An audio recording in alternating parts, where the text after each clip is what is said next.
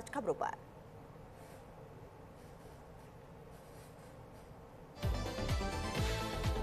वित्त मंत्री निर्मला सीतारमण ने संसद में 9वीं बार बजट किया पेश। उनका बजट भाषण 85 मिनट रहा। वित्त मंत्री निर्मला सीतारमण ने बजट किया पेश। बजट पेश करते हुए कहा, घरेलू विनिर्माण क्षमता का निर्माण किया गया, ऊर्जा सुरक्षा को मजबूत किया गया। निर्मला सीतारमण ने कहा कि सरकार ने लोक लुभावनवादी को बजाय आम लोगों को प्राथमिकता दी है। सरकार ने बयानबाजी की जगह सुधारों को चुना है।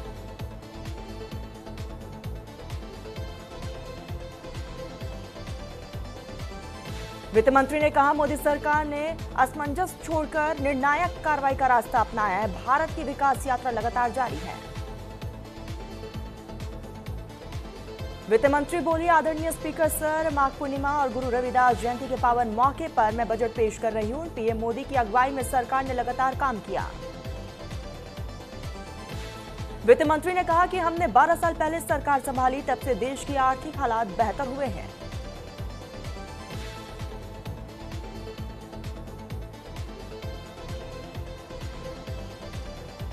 सीतारमण ने कहा कि हमने लोगों की यूनिवर्सल सर्विस पर ध्यान दिया है। इसमें 7% की ग्रोथ रेट हासिल करने में मदद मिली है।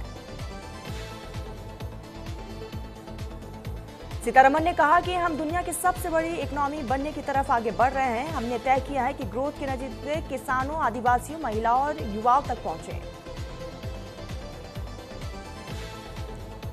वित्त मंत्री निर्मला सीतारमण ने कहा कि हमने 3 कर्तव्य तय किए हैं। इकोनॉमिक ग्रोथ को बढ़ाना और जारी रखना, लोगों की उम्मीदों को पूरा करना, सबका साथ सबका विकास के फॉर्मूले के साथ सभी को अवसर उपलब्ध कराना।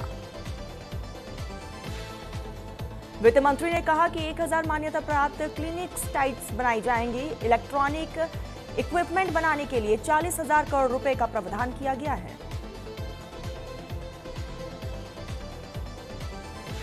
वित्त मंत्री ने ऐलान किया है कि 10,000 करोड़ का एसएमई ग्रोथ फंड रहेगा। टेक्सटाइल सेक्टर को भी सरकार बूस्ट देगी और 5 लाख से ऊपर आबादी वाले शहरों में सरकार इंफ्रा बूस्ट करेगी। वित्त मंत्री ने कहा कि देश में मेगा टेक्सटाइल पार्क बनाए जाएंगे। टेक्सटाइल के लिए national fibre scheme, main made fibre और एडवांस फाइबर होंगे शामिल। वित्त मंत्री ने कहा कि महात्मा गांधी ग्राम स्वराज योजना के तहत खादी को प्रोत्साहित करने के लिए प्रोडक्शन, ट्रेनिंग और मार्केट बनाया जाएगा। वन डिस्ट्रिक्ट वन प्रोजेक्ट को बढ़ावा दिया जाएगा। महात्मा गांधी ग्राम स्वराज योजना शुरू की जाएगी। लिक्विडिटी सपोर्ट के लिए ट्रांजैक्शन सेटलमेंट प्रोग्राम तैयार किया जाएगा। एसएमई के लिए सेल्फ रिलायंट इंडिया फंड बनाया जाएगा, जिससे माइक्रो इंटरप्राइजेस को मदद मिलेगी। लिक्विडिटी सपोर्ट के लिए ट्रांजैक्शन सेटलमेंट प्रोग्राम बनेगा, साथ ही क्रेडिट गारंटी सपोर्ट मैक्सिमम बनेगा।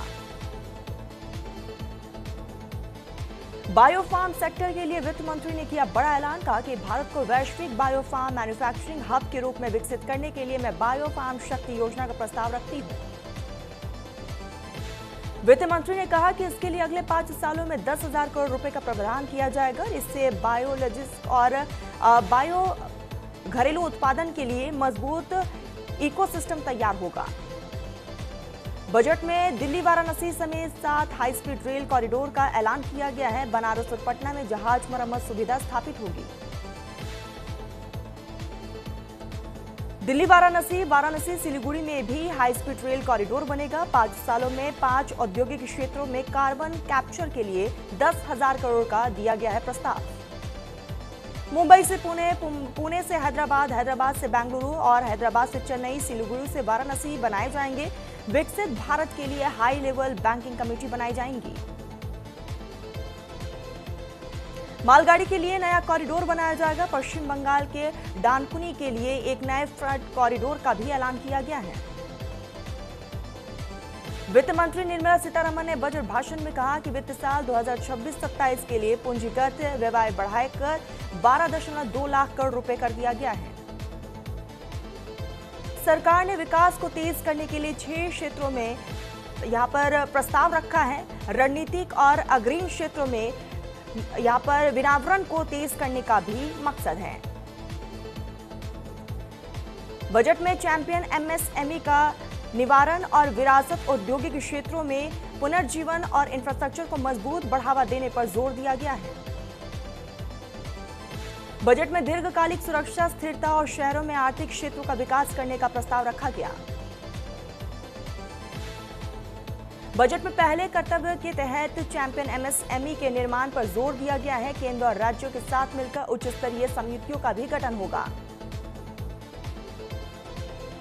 200 विकसित औद्योगिक क्लस्टरों को पुनर्जीवित करने की भी योजना। एमएसएमई के लिए 10,000 करोड़ रुपए की एसएमई विकास निधि का रखा गया प्रस्ताव। आत्मनिर्भर भारत निधि में 2,000 करोड़ रुपए का दिया जाएगा टॉप अप। बजट में सरकारी खरीद की जानकारी साझा करने के लिए जिम को ट्रेडर्स से जोड़ा जाने का भी ऐलान किया गया है। ट्रेड्स के जरिए एमएसएमई को अब तक 7 लाख करोड़ रुपए से अधिक की फंडिंग की जाएगी। ट्रेड्स को लेन देन निपटान प्लेटफॉर्म के रूप में अनिवार्य किया गया है। बीजक छूट के लिए सीजीटीएमएससी के माध्यम से ऋण गारंटी सहायता दी जाएगी। भारतीय आईपी डिजाइन और सप्लाई चेन को मजबूत करने पर रखा गया फोकस। उद्योग आधारित अनुसंधान और प्रशासनिक केंद्र स्थापित होंगे। इलेक्ट्रॉनिक्स घटक विनिर्माण योजना में लक्ष्य से पहले 2 गुना निवेश करना है। टारगेट इलेक्ट्रॉनिक विनिर्माण योजना का परिव्यय बढ़ाकर 40,000 करोड़ रुपए किया गया। भारत को वैश्विक बायोफार्म विनिर्माण केंद्र के रूप में विकसित किया जाएगा। अगले 5 सालों में 10,000 करोड़ रुपए के परिव्यय से बायोफार्मा शक्ति योजना को लागू किया जाएगा। हर जिले में एक गर्ल हॉस्टल बनाया जाएगा। विकसित भारत के लिए बैंकिंग पर उच्च स्तरीय समिति के गठन का भी प्रस्ताव रखा गया। आयुर्वेदिक दवाइयों की टेस्टिंग के लिए नेशनल लैब्स बनाए जाएंगे। जामनगर में WHO ट्रेडिशनल मेडिसिन सेंटर बनाया जाएगा। आयुर्वेद के 3 नए एम्स बनाए जाएंगे।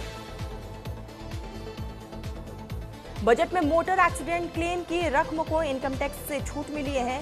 ओवरसीज टूर प्रोग्राम पर 5% की जगह 2% टैक्स दिया गया। एजुकेशन और मेडिकल यहाँ पर परचेज पर 5 की जगह 2% टैक्स किया गया है। एम्प्लॉयज हायरिंग सर्विस पर 1 से 2% टैक्स होगा। न्यू इनकम टैक्स एक्ट 1 अप्रैल 2026 से होगा लागू। एम्प्लॉयज हायरिंग सर्विस पर 1 से 2% टैक्स होगा। सीतारमण ने कहा कि इस बार इनकम टैक्स स्लैब में कोई भी बदलाव नहीं किया गया है। पुराने स्लैब लागू रहेंगे। वित्त मंत्री निर्मला सीतारमण ने ऐलान किया है कि कैंसर की 17 दवाइयां सस्ती होंगी। बैटरी और विमानों का ईंधन होगा सस्ता। वित्त मंत्री निर्मला सीतारमण ने ऐलान किया है कि सोलर से जुड़े सामान सस्ते होंगे। इसमें आम से लेकर खास लोगों को बचत मिलेगी। वित्त मंत्री निर्मला सीतारमण ने घोषणा की है कि जूते, बैटरी सस्ते होंगे। इससे आम नागरिकों को बड़ी राहत होगी। बजट पेश के दौरान वित्त मंत्री निर्मला सीतारमण ने देश के लोगों को कई मामलों में महंगाई से राहत दी है। उन्होंने बिजली और माइक्रोवेव, सोलर एनर्जी से जुड़ी चीजों को सस्ता करने का ऐलान किया। संसद में बजट पेश के दौरान वित्त मंत्री निर्मला सीतारमण ने बड़ी घोषणा करते हुए कहा कि अब से विदेश यात्रा सस्ती हो जाएंगी। वित्त मंत्री निर्मला सीतारमण ने सीएनजी और बायोगैस को सस्ता करने का ऐलान किया है। इससे सीएनजी से चलने वाली गाड़ियों के मालिकों को राहत मिलने वाली है। देश का रक्षा बजट बढ़ाकर 7 करोड़ 85 लाख कर दिया गया है। इसमें से सैन्य बलों के आधुनिकीकरण के लिए 1.80 लाख करोड़ से बढ़ाकर 2 करोड़ 19 लाख की रकम जारी की गई है। प्रधानमंत्री नरेंद्र मोदी ने बजट को बताया विकसित भारत 2047 के विजन का ब्लूप्रिंट। कहा कि यह बजट अपार अवसरों का राजमार्ग। पीएम मोदी ने बजट को बताया विकसित भारत 2047 के विजन का ब्लूप्रिंट। कहा कि यह बजट अपार अवसरों का राजमार्ग है। बजट 2026 पर पीएम मोदी ने कहा यह बजट वर्तमान के सपनों को साकार करता है और भारत के उज्जवल भविष्य की नींव को सशक्त करता है। पीएम मोदी ने कहा कि यह बजट 2047 के विकसित भारत के हमारी ऊंची उड़ानों का मजबूत आधार है। आज भारत जिस रिफॉर्म एक्सप्रेस पर सवार है, इस बजट ने उसे नई ऊर्जा, नई गति दी। पीएम मोदी ने कहा जो 5 बैंकिंग रिफॉर्म किए गए हैं वो आकांक्षा से भरे हुए हैं। भारत के साहस के प्रतिभाशाली युवाओं को उड़ाने के लिए खुला आसमान देते हैं। पीएम मोदी ने कहा कि यह बजट भारत की वैश्विक भूमिका को नए सिरे से सशक्त करता है। हम जल्द से जल्द दुनिया की तीसरी सबसे बड़ी अर्थव्यवस्था बनना चाहते हैं। ये करोड़ों देशवासियों का संकल्प है। बजट पर केंद्रीय मंत्री ललन सिंह का बयान सामने आया। किसान, महिला, गरीब पर केंद्रित बजट पशुपालन के क्षेत्र में दुनिया के पहले स्थान पर। बजट पर केंद्रीय मंत्री किरण रिजिजू ने कहा कि अच्छे बजट का सभी स्वागत करें। विकसित भारत के लिए है ये बजट।